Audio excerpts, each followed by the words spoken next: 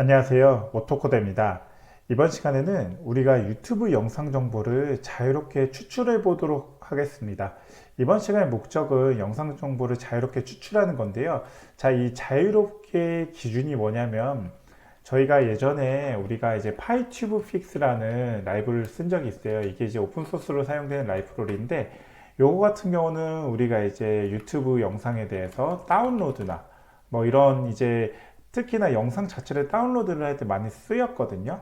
근데 만약에 우리가 이 다운로드가 아니라 실제로 영상 정보 자체에 대한 어떠한 영상 정보의 제목이라든지 뭐 해시태그라든지 뭐 설명이라든지 이런 정보들을 가져올 때는 바로 이 영상 정보를 가져오는 라이브러리를 써야 되거든요.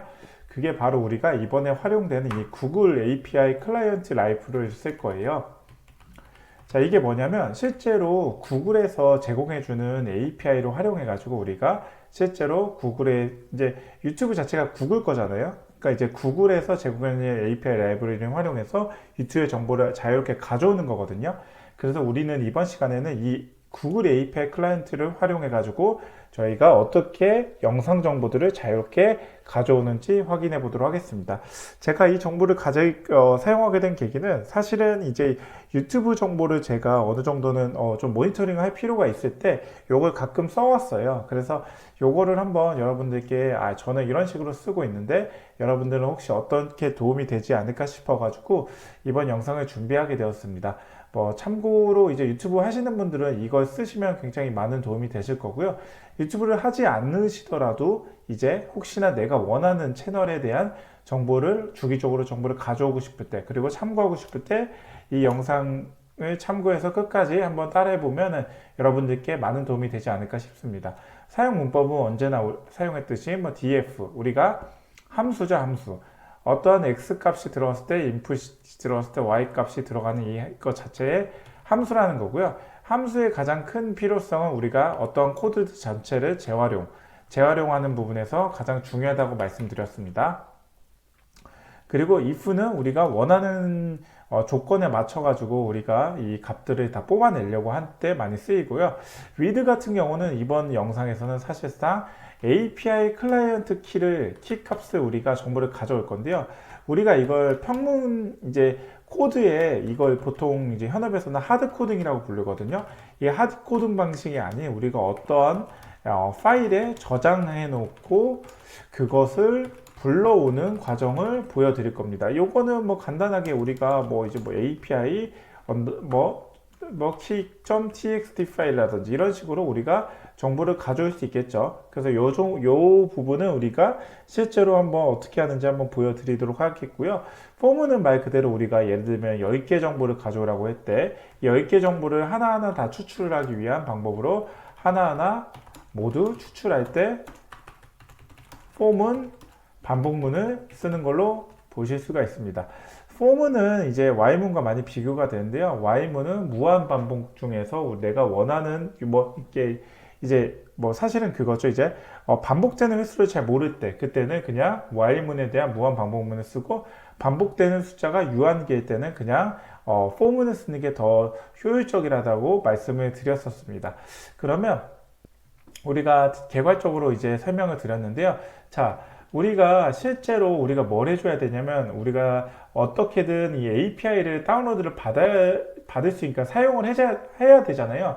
그래서 API를 어떻게 쓰는지 확인을 해볼 겁니다. 그리고 요거를 설치를 우리가 어디서 하냐면 일단은 API 값이 있다는 전제하에 pip으로 인스톨을 하는데요. 이제 구글 API python 클라이언트로 설치해 주시면 됩니다. 이거는 이제 우리가 좀 이따가 이제 파이참에서 우리가 터미널에서 설치해 주시면 되고요.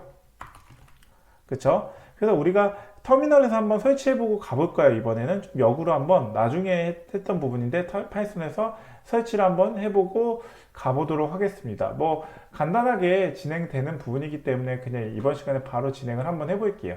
그래서 자, 여기 제가 한번 지금 올려놨거든요. 자, 근데 일단은 제가 설치를 한번 해보도록 하겠습니다. 설치는 아까 말씀드렸던 부분 그대로 설치를 하면 돼요. 뭐 어떻게 해요? pip install google api python 다시 클라이언트로 설치를 합니다. 근데 저 같은 경우는 이미 설치가 되어 있어서 이렇게 만족된다는 걸로 나오죠. 만족된다고 이런 식으로 이미 되어 있어서 그런 부분입니다. 그러면 어떻게든 뭐 다시 한번 해볼까요? 잘 안 보이네. 자, 여기 보이시죠? 자, 이미 만족되어서 설치가 다 됐다라는 걸로 해서 저는 이미 설치가 했습니다. pip install google API python 클라이언트로 설치가 필요한 점 참고 부탁드리고요. 그럼 우리가 먼저 결과값을 한번 보고 시작을 한번 해볼까요? 자, 제가 최근에 10개의 영상을 촬영을 했었습니다. 10개, 뭐 예를 들면 이제 쇼츠도 포함되어 있고요. 그 10개의 영상에 대한 정보를 어떻게 가져오냐? 바로 제가 한번 완성된 코드로 한번 실행을 해보면 이런 식으로 됐습니다. 이게 뭐냐? 자, 보세요. 제 채널 아이디 자체는 이게 고유한 식별키 값이고요. 저 같은 경우는 이제 오토코더, 골뱅이하고 오토코더 IT로 이제 써놨는데, 자, 요거 자체는 이제 사용자가 식별하기 위한 그냥 코드 정보로 보시면 됩니다. 마치 이제 네트워크에서는 이제 IP하고 뭐 이거 좀 IT적인 부분으로 들어갈 수 있는데, IP와 이제 도메인이라는 이제 주소로 이제 이렇게 갔는데, 우리가 실제로 인터넷에서의 이 정보들 값 자체는 IP로 구성이 되어 있거든요. 근데 이 IP 자체를 우리가 인식하기가 굉장히 어려워요. 뭐 예를 들면 160점 뭐 어쩌고 저쩌고 나올 수가 있거든요. 자, 이런 식인데 사용자들이 이거 IP를 이해하기 어려우니까 우리는 요거를 어떻게 하냐? 도메인이라는 값으로 바꿔줍니다. 이게 바로 우리가 뭐 www.google.com 이런 식으로 도메인이라는 정보를 가져오는데, 자, 요 정보를 가져오는 게 우리가 참고로 말씀드리면 그게 바로 DNS라는 걸, 도메인 네이밍 서비스라는 걸 활용해서 우리가 가져옵니다. 결과적으로는 이걸 왜 설명하냐면 이 채널 아이디 자체도 우리는 이게 마찬가지로 도메인이라는 역할을 해주고요. 실제로 IP의 역할을 해주는 것이 바로 이 우리의 채널 아이디로 보시면 됩니다. 그래서 이 채널 아이디를 가져오는데, 실제로 채널 아이디는 어디에 있냐? 제가 뭐 참고 차원에서 이제 제 영상 자체에 대한 부분을 일단 공유를 해드리면 바로 여기에 있습니다. 어디에 있냐면, 잠시만요. 제 거를 먼저 키기 전에 자, 여기에 있습니다. 자, 이렇게 밑으로 내려오면, 자, 여기 보이시죠? 여기 보이시면 지금 채널의 웹 표준입니다. 근데 이 채널 주소에 대한 부분이 이게 저의 진짜 오리지널 고유한 키 값으로 보시면 됩니다. 자, 이 값 자체를 가져오는 거거든요. 이 값 자체를 가져오는 부분이기 때문에 바로 이렇게 활용을 하는 걸로 보시면 되고요. 그래서 이렇게 채널 아이디를 가져왔으면은 우리가 이제 그 채널 아이디 안에서 몇 개의 동영상을 쓸지에 대한 부분을 체크를 하는데요. 저는 이 조건 값으로 10개를 그냥 넣어놔서 10개를 바로 찾는 거고요. 각각의 비디오 자체는 이렇게 아이디가 각각 다 다릅니다. 고유한 식별자인 아이디가 다 달라서 이 아이디에 맞게끔 포문으로 돌리면서 실행을 하는 부분이고요. 제가 올렸던 최근에 이제 뭐라고 할까요? 이 쇼츠 자체에 대한 영상 정보도 잘 나오는 걸 볼 수 있습니다. 쇼츠, 그리고 이 부분은 이제 쇼츠가 아니라 우리가 제가 뭐 이제 파이썬을 활용해 가지고 이제 파워포인트 슬라이드를 영상으로 변환하는 거에 대한 부분으로 한번 보여드린 부분이 있고요. 뭐 지난 시간까지 그렇게 설명을 드렸습니다. 그리고 또 어떤 게 있을까요? 우리 참고로 이제 밑으로 내려가면 뭐 요즘에 계속 이제 뭐 S사에서의 그 이제 통신사에서의 이런 해킹 이슈로 인해 가지고 요즘에 이제 대대적으로 많이 얘기가 나오잖아요. 뭐 이제 뭐 공청회에도 있고 뭐 여러 가지의 이제 국회의원 뭐 질의에 이런 내용들이 있는데, 그런 내용 기반으로 제가 이제 쇼츠를 조금 작성을 했던 부분에서 이제 쇼츠 위주의 정보가 있을 수 있는 걸 보실 수가 있습니다. 그리고 뭐 구글 앱스 스크립트에 대한 정보도 있고요. 그래서 이러한 정보들을 다 뽑아낼 수 있는 거예요. 실제로 이렇게 밑으로 내리다 보면 굉장히 많은 정보를 뽑아낼 수 있는 걸로 보실 수가 있습니다. 뭐 제목 밑에 뭐 이런 내용들, 설명들 자체도 가져올 수가 있고요. 그렇다면 우리가 이걸 어떻게 하는지 이번 시간에는 한번 구글에 대해서 이제 구글 API를 어떻게 뽑아오는지에 대한 부분을 한번 가져와 보도록 하겠습니다. 그러면 이번 시간 자체에 대한 부분은 어떻게 보면은 굉장히 좀 자유롭게 좀 그냥 부담 없이 그냥 들으시면 더 좋지 않을까 싶어서 이번 영상을 그냥 편안하게 들으시면 될 것 같습니다. 그래서 실제로 제가 한번 이제 한번 보여드리도록 하겠습니다. 어떻게 하는지 보여드리면은, 자, 우선은 첫 번째로 여러분들 제가 영상에서 지금 이제 직접 만드는 과정을 한번 보여드릴 건데요. 자, 콘솔 클라우드 구글닷컴으로 들어가는데, 아무래도 우리가 구글에 대해서 이제 제미나이를 쓰잖아요. 제미나이. 제미나이 자체가 이제 생성형 AI, 즉 구글에서의 생성형 AI인데요. 이 제미나이를 통해 가지고 우리가 정보를 가져오는 걸 어떻게 하는지 한번 보여드릴게요. 이 정보를 어떻게 가져오냐, 즉 실제로 이걸 어떻게 쓰냐에 대한 제미나이한테 물어보도록 하겠습니다. 자, 물어보면, 자, 이렇게 간단하게 물어볼게요. 구글 API 파이썬 클라이언트가 뭐야 하면은 파이썬 개발자들이 구글의 다양한 API를 손쉽게 활용할 수 있도록 제공해주는 공식 클라이언트 라이브러리라고 하고요. 주요 특징은 이러한 부분이 있습니다. 근데 우리가 여기서 진짜 쓸 거는 디스커버리 기반 API 접근을 해서 우리가 구글 API 변경사항을 자동으로 반영해 항상 최신 API를 사용하도록 하는 걸로 우리가 활용을 하겠습니다. 그래서 뭐 이런 식으로 쭉쭉쭉 내려올 수 있다고 해요. 그래서 뭐 이런 식으로 나오는데, API 키는 어디서 생성할 수 있어? 라고 딱 묻게 되면, API 키는 일반적으로 구글 클라우드 플랫폼 콘솔에서 생성하고 관리할 수 있다라고 했습니다. 그럼 여기를 어떻게 하냐? 처음에 콘솔.클라우드.구글.com으로 들어가서요. 프로젝트 선택 또는 생성을 해가지고 여기에 이제 API 키를 직접 생성을 하는 부분이 있고요. 여기서 API 및 서비스라고 하는데, 제가 한번 따라가 볼게요.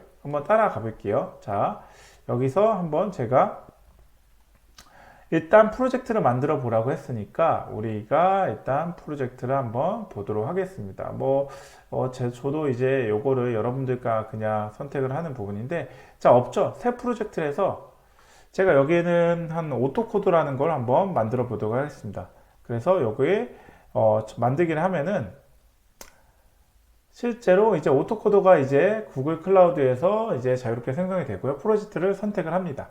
자, 여기까지 해서 클라우드에 대한 개요가 이제 정보가 나왔고요. 자, 여기서 우리가 실제로 이제 뭘 써야 되는지에 대한 보면 API 서비스 여기 있죠.